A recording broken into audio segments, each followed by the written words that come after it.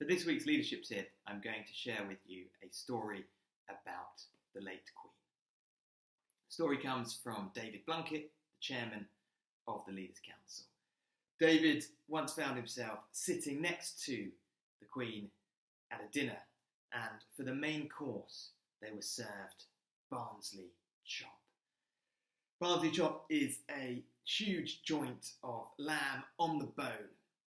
And David, being blind, would normally have meat like that cut up for him in advance, or he'd just pick up the bone and eat it directly. But the caterers had forgotten to cut the meat, and David felt slightly awkward about picking up a huge bone like that right in front of the Queen. So he sat there slightly awkward for a few moments until he got a tap on the shoulder.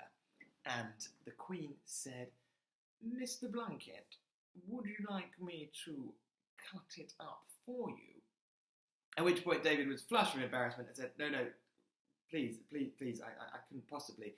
But before he could interject, the Queen had reached over, picked up his cutlery and began cutting up his meat. And she said, "Don't worry, I do it for the corgis all the time." And the moral of the story, the leadership tip, if you like, is that you're never too important to lean over and help somebody else if you possibly can. That's this week's leadership tip. I'll see you here again next week. Thank you.